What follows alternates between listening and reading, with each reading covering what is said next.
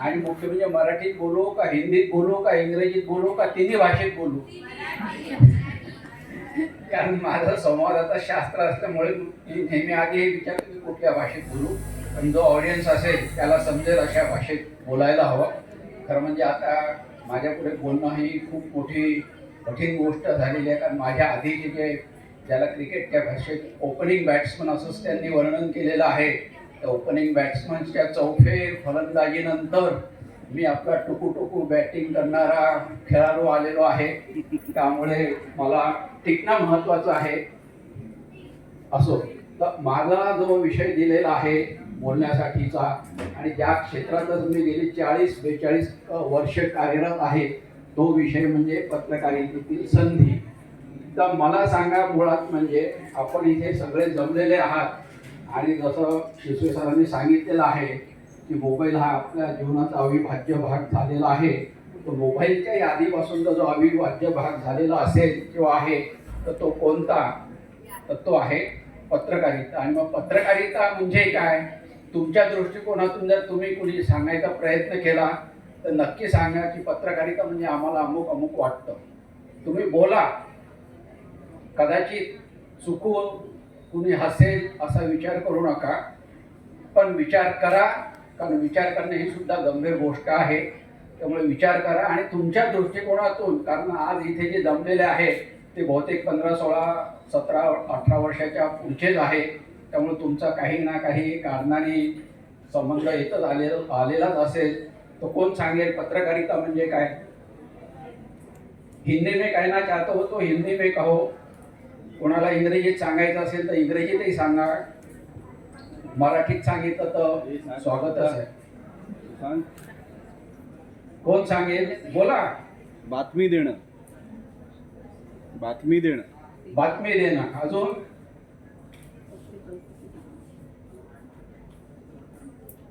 बोला. रियालिटी समोर आणणे. अजून? बरोबर आहे, दोन्ही गोष्टी बरोबर. अजून?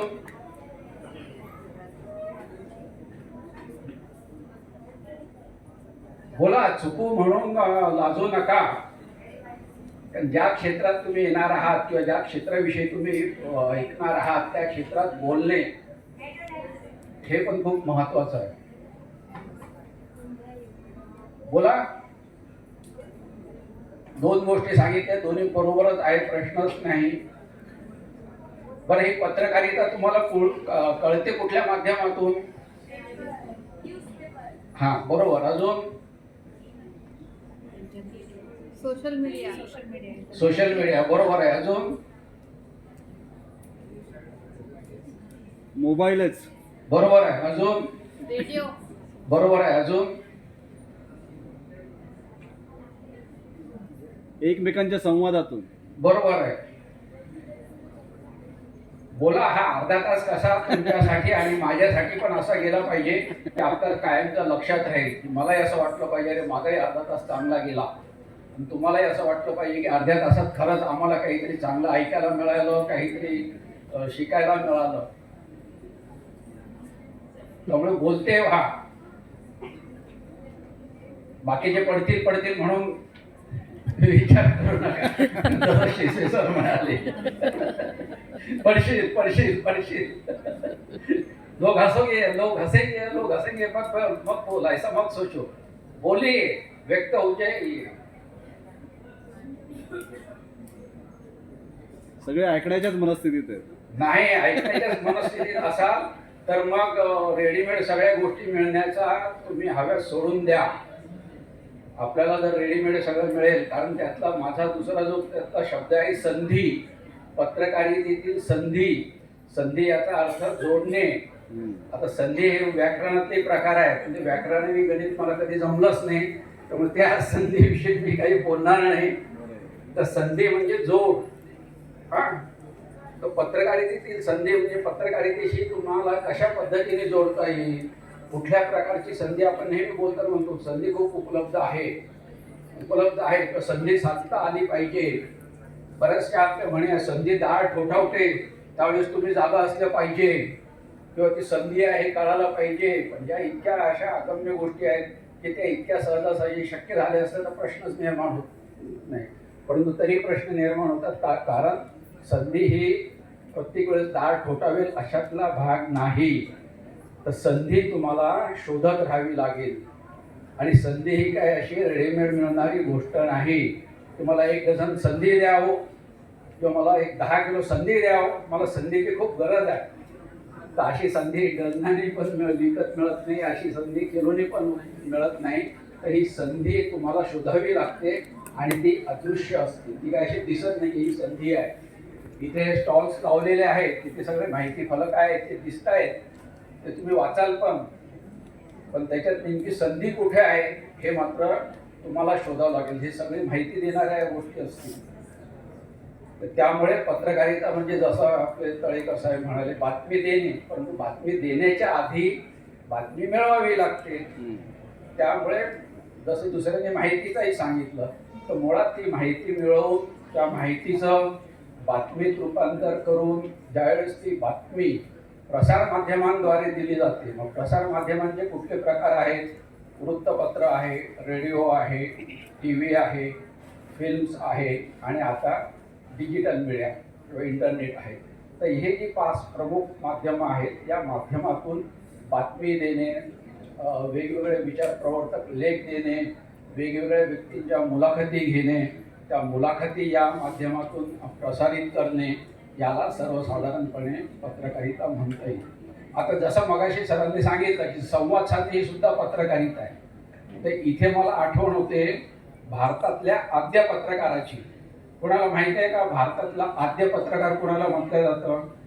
जांभेकर साहेब, बाळशास्त्री जांभेकर. नाही, भारतातला म्हणतोय मी. करेक्ट. नारद मुनी, जो नारायण म्हणून तिन्ही लोकात विहार करणाऱ्याला आद्य भारतीय पत्रकार म्हटलं जातं. कारण तो इकडच्या खबरा तिकडे द्यायचा आणि तिकडच्या खबरा तिकडे द्यायचा आणि त्याला आद्य पत्रकार समजलं जातं. आणि हसू नका, नारद मुनी राष्ट्रीय पत्रकारिता पुरस्कार या नावाचा राष्ट्रीय स्तरावरचा पुरस्कार सुद्धा दिल्लीच्या एका मोठ्या संस्थेमार्फत दिला जातो. कारण नारद मुनीला आद्य भारतीय पत्रकार समजलं जातं. कारण आजचे पत्रकार जे काम करतात, इकडची बातमी तिकडे द्यायची, तिकडची बातमी इकडे द्यायची, ते काम नारद मुनी त्या काळात करत आलेले होते. त्यामुळे आद्य ते पत्रकार म्हणून नारद मुनींचा गौरव होता. आता या पत्रकारितेचं वैशिष्ट्य म्हणजे असं मला नेहमी सांगावंसं वाटतं की एखादा कुठला आज आता सुदैवाने पत्रकारितेचे खूप अभ्यासक्रम उपलब्ध आहेत. 40 वर्षापूर्वी महाराष्ट्रात फक्त 4 विद्यापीठांमध्ये पत्रकारितेचा अभ्यासक्रम उपलब्ध होता. ती 4 विद्यापीठं म्हणजे पुणे विद्यापीठ, औरंगाबादचं मराठवाडा विद्यापीठ, नागपूर विद्यापीठ आणि कोल्हापूरचं शिवाजी विद्यापीठ. परंतु शिक्षण क्षेत्रात इतके बदल होत गेलेले आहेत आणि या बदलांची नोंद भारत सरकारने घेतली, UGCने पण घेतली, वेगवेगळ्या महाविद्यालयांनी घेतली, वेगवेगळ्या राज्य सरकारने पण घेतली. आणि त्यामुळे आज आपल्याला असं बघायला मिळतं की जे 25 वर्षापूर्वीपर्यंत मुळात पदवी मिळवल्यानंतरच पत्रकारितेचा अभ्यासक्रम करता यायचा, पदविका असेल किंवा पदवी अभ्यासक्रम असेल, परंतु आज मात्र पत्रकारितेचा अभ्यासक्रम करण्यासाठी पदवीची अट राहिलेली नाही. त्याचं कारण म्हणजे 12वी नंतरच बॅचलर ऑफ मास मीडिया ही पदवी बऱ्याचशा विद्यापीठांमध्ये सुरू झालेली आहे. काही विद्यापीठांमध्ये BA म्हणायचे BA in journalism, BA in journalism and communication अशा पदवीचे नावं वेगवेगळे असतील. परंतु आता 12वी नंतरच तुम्ही 3 वर्षाचा हा पत्रकारितेचा अभ्यासक्रम करून तुम्ही पत्रकारितेत रिसर्च प्रवेश करू शकता.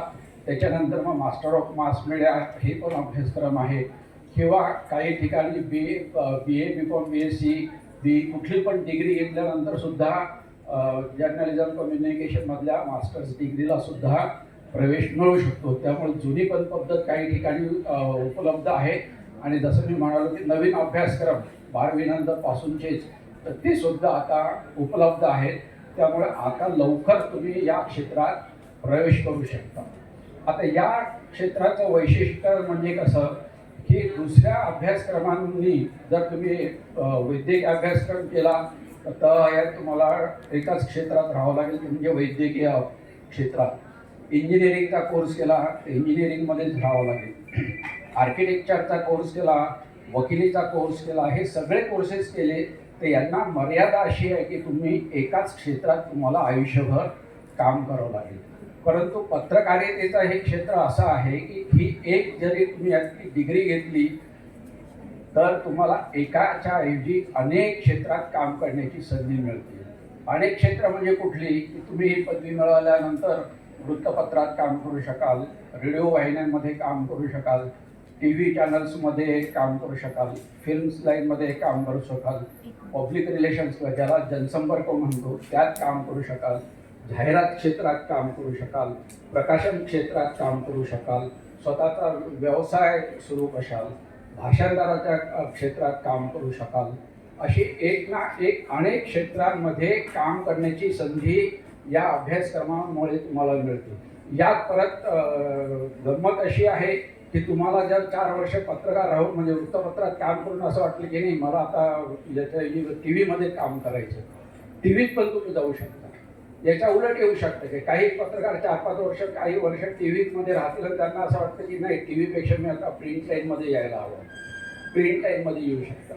काही पत्रकारांना असंही वाटेल की नाही मला आता याच्यापेक्षा मी PR मध्ये जातो, पब्लिक रिलेशन्समध्ये जातो, पब्लिक रिलेशन्समध्ये जातो. म्हणजे इकडून तिकडे तिकडून इकडे सहजासहजी जाण्या येण्याची सुविधा या एकाच अभ्यासक्रमामुळे तुम्हाला इथे मिळते. आणि त्यामुळे कंटाळा आला या एका क्षेत्राचा, परंतु कंटाळा आला तरी आयुष्यभर मला आता डॉक्टरकीच केली पाहिजे, मला आता वकिलीच केली पाहिजे, किती कंटाळा येऊ त्याला पर्याय नाही, असं जे इतर क्षेत्रांच्या बाबतीत होतं तसं या क्षेत्रात नव्हतं. या क्षेत्रात ही लवचिकता आहे की एका क्षेत्रातून तुम्ही दुसऱ्या क्षेत्रात, दुसऱ्या क्षेत्रातून तिसऱ्या क्षेत्रात, चौथ्या क्षेत्रात, प्रत्येक क्षेत्र हे एकमेकांना पूरक आहे. आणि त्यामुळे त्या त्या वेळेला जर तुमची आवड बदलली, त्या त्या वेळेला दुसऱ्या कुठल्या फील्डमध्ये जास्त स्कोप वाटला, जास्त चांगली संधी वाटली, तर तुम्ही सहजासहजी एका क्षेत्रातून दुसऱ्या क्षेत्रात जाऊ शकता.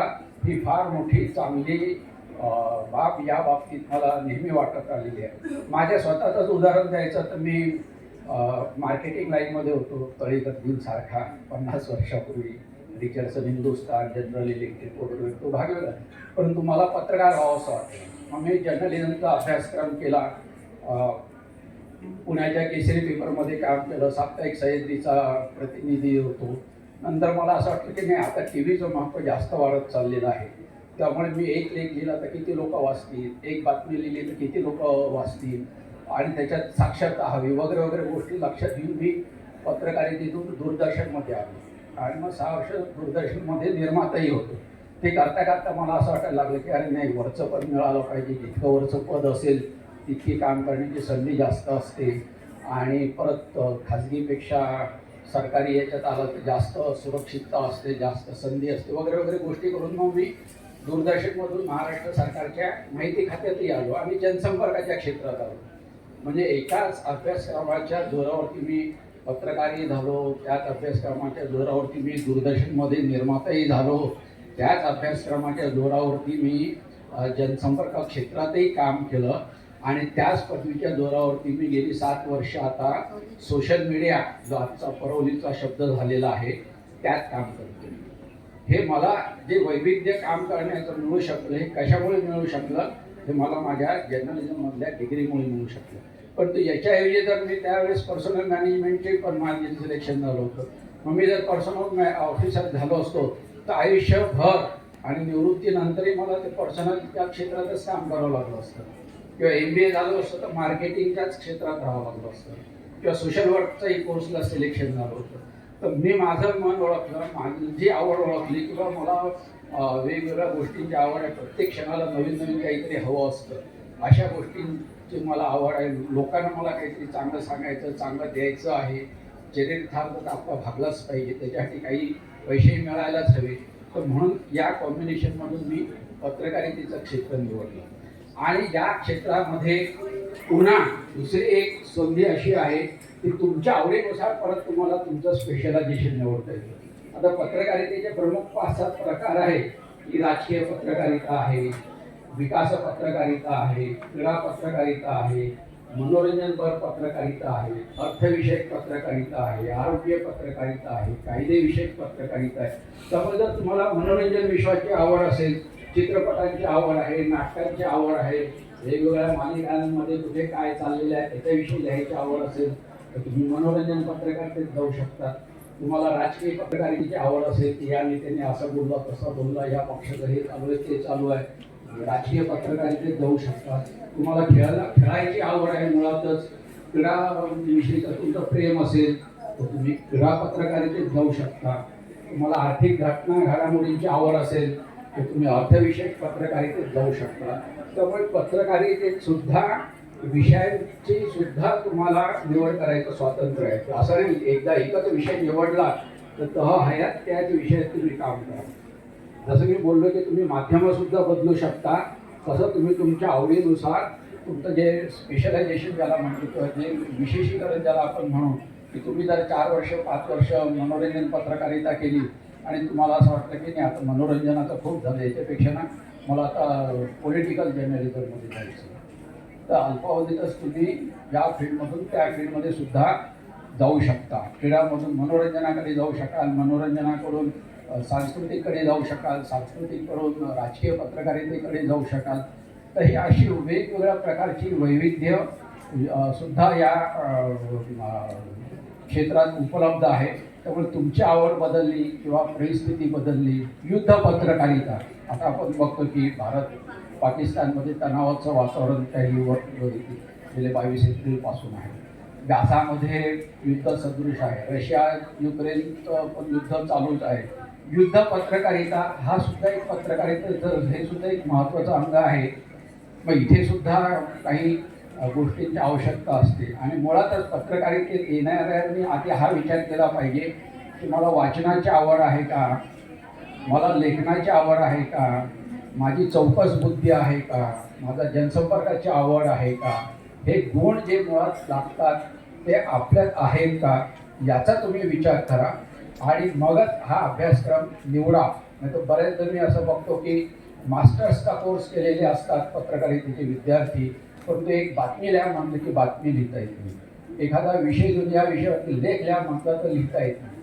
आणि मग शेवटी काय होतं की पत्रकारितेत ते बॅचलर्सची डिग्री घेतली, मास्टर्सची डिग्री घेतली तरी मूलभूत गोष्ट जी आहे बातमी लिहिणे, लेख लिहिणे किंवा कुणाची मुलाखत घेणे, त्याच्याकडून काही वधवून घेणे, ती मुलाखत रेडिओ टी व्हीसाठी ते वृत्तपत्रासाठी जरी घेतलेली असेल तर हे त्यात मूलभूत गुण तुमच्यात नसतील तर नुसती डिग्री घेऊन सुद्धा तुम्ही या क्षेत्रात यशस्वी होऊ शकणार नाही. आणि परफॉर्मिंग आर्ट्स जे असतात त्यातलं हे क्षेत्र आहे की आमिर खान, सलमान खान आणि तिसरा कुठला खान, शाहरुख खान. हा आता कशी सगळ्यांची